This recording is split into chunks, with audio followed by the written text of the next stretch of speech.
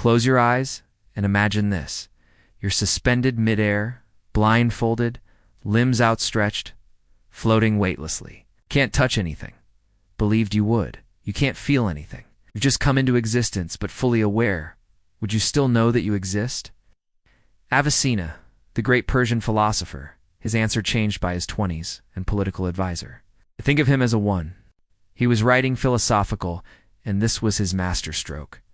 The flying man born in 980 near Bukhara. Avicenna thought experiment. He wasn't just a philosopher. He was a physician by his teens. And he did it without needing, he was already.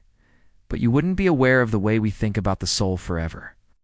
Avicenna argues that even if you are ourself is something different now. Let's rewind. Or Ibn Sina was a prodigy, treating royalty, encyclopedias, scientist, man Renaissance, centuries before the Renaissance even began. One of his boldest moves was arguing tea that's rigged the soul is distinct from the body. Simple, he followed Aristotle in many ways but wasn't afraid to.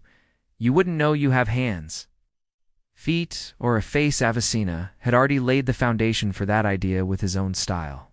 Break the mold. The soul and the body are not the same thing.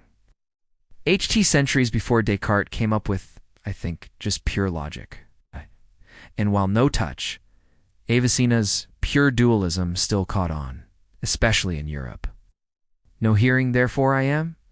He wanted to prove that the soul or mind from the body, religion or divine revelation. But Avicenna went with the in the flying man scenario.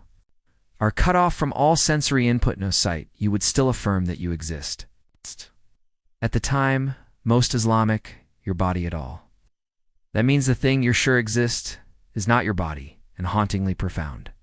It's your mind or soul. Elegant. This was groundbreaking. Scholars were not keen on separating the body and soul. It wasn't denying the afterlife, just pointing out that it's something, even if it meant brushing up against religious Islam, teaches bodily resurrection. Evidence of reason, orthodoxy. Self is not the same as our flesh, more abstract, something immaterial.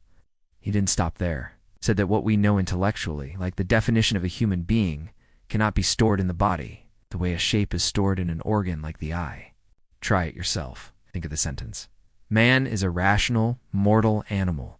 You grasp the whole definition at once. But your brain doesn't display it like a projector. Mind holds abstract knowledge in a way no physical object can. It's more evidence for the soul's separateness. Avicenna wasn't alone in this intellectual arena. Ideas influenced Christian philosophers later, like Thomas Aquinas and much later Descartes. Descartes even repeated the flying man logic, though he never gave Avicenna credit. Aquinas later leaned toward Aristotle's idea that soul and body are tightly linked,